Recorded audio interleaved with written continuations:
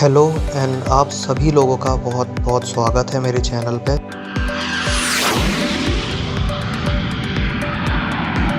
दोस्तों, क्या आपको पता है पिछले 2 हफ्तों में रशिया ने एक नहीं बल्कि कई बार कुछ नाटो अलायंस के देश जैसे कि पोलैंड और एस्टोनिया में घुसपैठ करने की कोशिश की है उनके फाइटर जेट्स और ड्रोन्स से, जिसकी वजह से नाटो को अपने फाइटर जेट्स उनके एयर स्पेस में भेजने पड़े और इमरजेंसी मीटिंग्स करनी पड़ी।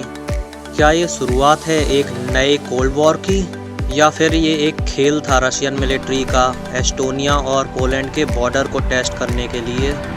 सिर्फ 12 मिनट में दुनिया एक बहुत बड़े मिलिट्री खतरे के एक कदम और ज़्यादा पास आ गई जब 3 रशियन जेट्स एस्टोनिया के एयर स्पेस में घुसे, जो कि एक बहुत बड़ा वायलेशन था कई सालों में उनके एयर स्पेस का।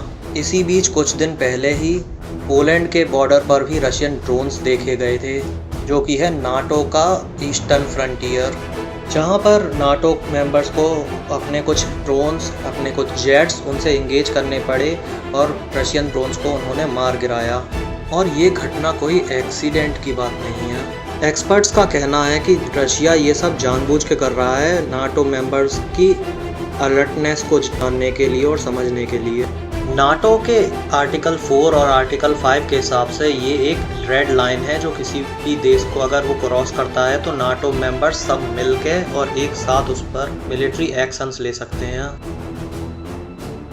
दोस्तों, जब रशियन जेट्स और रशियन ड्रोन्स जब ऐसे नाटो मेंबर्स के देश में घुसते हैं तो वो सिर्फ आसमान में मौजूद एयर डिफेंस को ही नहीं बल्कि नाटो मेंबर्स की पॉलिटिक्स, उनकी तैयारी, उनकी यूनिटी और उनके पब्लिक ओपिनियन को भी टेस्ट कर रहे होते हैं। और ये इस साल का चौथा ऐसा मामला है जहां पर रशियन जेट्स ने और रशियन ड्रोन्स ने ऐसा किया।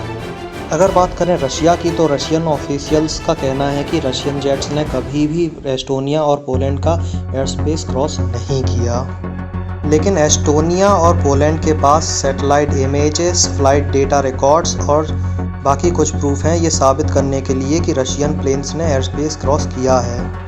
अगर इन एयर स्पेस वायलेशंस को रशिया और यूक्रेन के युद्ध के कंटेक्स्ट में देखा जाए तो इन सभी चीज़ों से रशिया और नाटो के बीच के जो हालात हैं वो और भी ज़्यादा ख़राब होते जा रहे हैं। और ये इंसिडेंट्स कोई अनोखी घटना नहीं है, बल्कि ये है रशियंस की कुछ पुरानी तरकीबें। इसमें आते हैं mixed hybrid attacks, cyber offences, hard power का शो ऑफ, जासूसी और अपने दुश्मन की तैयारी को समझना और उसे अच्छे से परखना।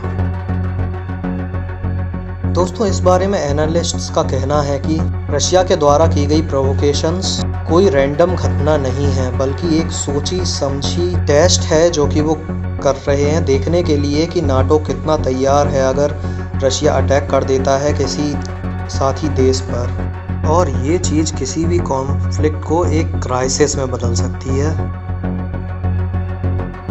तो बात आती है आगे क्या।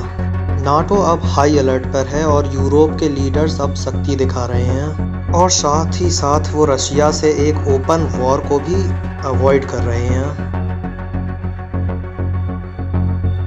दोस्तों, जैसे जैसे रशिया वेस्ट की तरफ दखलंदाजी बढ़ाता जा रहा है वैसे ही कुछ गलत हो जाने का खतरा भी बढ़ता जा रहा है।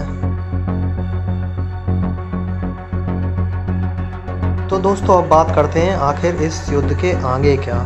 क्या रशिया और यूक्रेन का युद्ध ऐसे ही चलता रहेगा, या फिर एस्टोनिया और पोलैंड पर रशिया के दबाव की वजह से एक और युद्ध की शुरुआत होगी? और ये युद्ध का कौन सा रूप होगा? क्या ये एक वर्ल्ड वॉर का रूप ले लेगा या फिर होगी कोल्ड वॉर 2 की शुरुआत?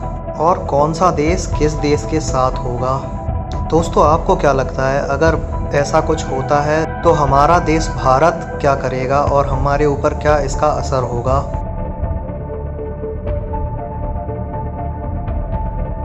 तो दोस्तों, अगर आपको ये ब्रेकडाउन अच्छा लगा और आपको ऐसा कंटेंट देखना पसंद है तो सब्सक्राइब कीजिए इस चैनल को, लाइक कीजिए इस वीडियो को और शेयर कीजिए अपने दोस्तों के साथ।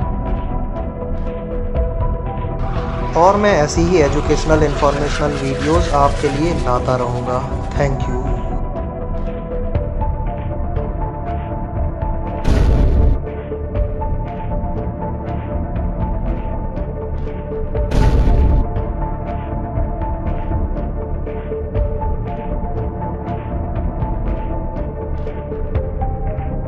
है।